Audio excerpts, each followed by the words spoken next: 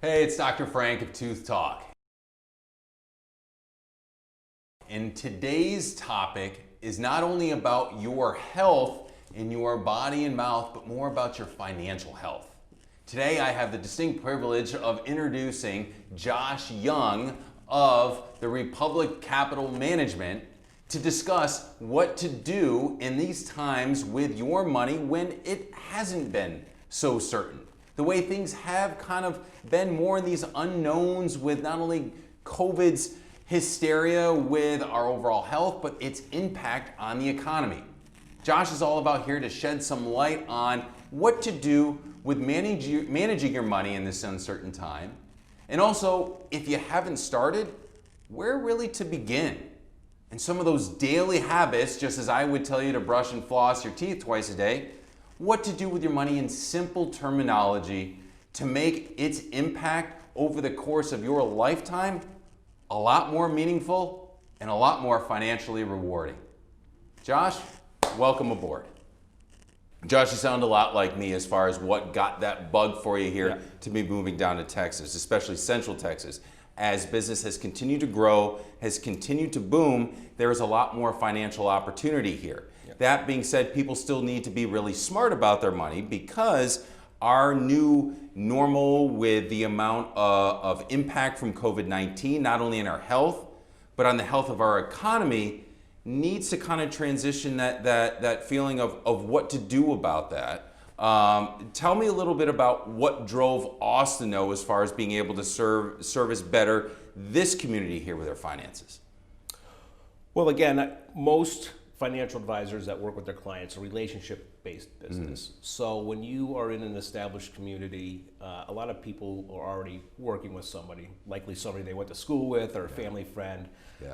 Austin has a very transient population. Most people are not from here, they come here, and they don't have a lot of relationships to begin with. So the opportunity for an advisor, is somebody to help them with their finances, is to come here and start building those relationships with people, because a lot of them, again, don't have them, being new to town. And again, if they're coming from somewhere far away, it can be difficult to work with an advisor that's long distance. We've all heard that long distance relationships don't always work, and the same is probably true with an advisor. I mean, not only that with relationships, we're talking about how so many relationships go bad because of money related issues and really kind of that lack of planning to be able to see the bigger picture. That being said, I think we've all been kind of caught into some element of being affected by so much media hysteria with COVID-19 and how much change we needed to do. Following that, with the hysteria of what's going on with the economy, how do we get to help people feel like before they do something foolish with their money, to pump the brake and say, hold on, let's calm down? Well, when you're investing, it's long term. You know, you're trying to build wealth over the course of your career. And setbacks happen, recessions happen, crises like these happen.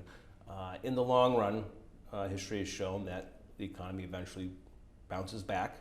If you look over the entire history of the U.S., we've been through a lot: world wars, now pandemics, terrorist attacks, housing crashes, the Great Depression. At any of those points throughout the last 100 years, if you'd invested and just stuck with your plan and continue to invest and not make short-term decisions, you came out ahead.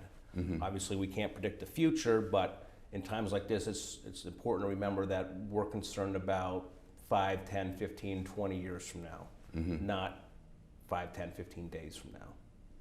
How do you help someone really kind of manage that thought? There's so many people, especially as Central Texas is, I think, definitely leaning towards the younger end, and there's so many younger folks that are living here that hadn't experienced the Great Depression, may not have really been investing much during the recession of 2008 and 2009. And I think also our capability of memory of saying, okay, we kind of push away those negative moments and feel like they never occurred until we're dealing with one right at that element. How do you see like this comparing? Because we've been able to get out of all of that stuff before. Is this something really worth all of this hysteria over? Well, part of that's a medical question, and I'm not a medical expert, but we look at the unemployment numbers that have come out recently that have been, record-breaking in terms of the number of people losing their job in such a short time of frame. But a lot of that is hopefully temporary, because as things come back on the line, those people large portion of them will be hired back. Right. So the numbers look bad, but a lot of it's temporary, and it's known to be temporary. It's structured that way because companies might have furloughed employees for 2 months with the understanding that they're going to get hired back. The big risk right now is if that turns out not to be the case, and the people that said they were going to be hired back don't get hired back. You had mentioned younger investors that might be going through something like this for the first time. They were out of school for a few years. They're lucky because it's better to learn these lessons now than a few years before you retire, right? To go through something like this. So it's a great learning opportunity. They still haven't invested a lot yet, so it's not like they've got 30 years of savings on the line. They've got a year or two. But when I'm working with them, it's just part of educating them and saying this is part of the process. You're not the first to go through this. This isn't the first time stuff like this has happened. Right. And to bring it back to a lot of what advisors do, and it's trying to help people have diversified portfolios. So this is another opportunity to explain to them the importance of diversification. Okay. There might have been, companies that, I'm trying to think of a good example here. You might have thought, a restaurant company might be a really great investment. Right. Well, the company could have been doing fantastic in January if you'd put your entire investment into that one stock, and then the company has to shut down because of a unique circumstance like this. Right. You would have been hurt. Right. Those words that you were using, and I know for myself, with not having a big financial background, they can already be intimidating for folks as far as like, well, hey, what do I really want to do? Everyone knows that they should begin investing if they hadn't already, or if they've been holding off, or if they feel like, yeah, I put a little bit in, or my parents started something for me, or I know that I'm supposed to have, a life insurance policy. I know I'm supposed to have some investments. But when you're talking about diversifications of portfolios, when you're talking about other key buzzwords about, equity, talking about things with stocks and gains and high yields, I know for the general layman, that can be, too much to where it's like, I don't even know what to do with my money there. How do you help with someone who's just a real novice to entry into this to say, hey, look, don't get overwhelmed.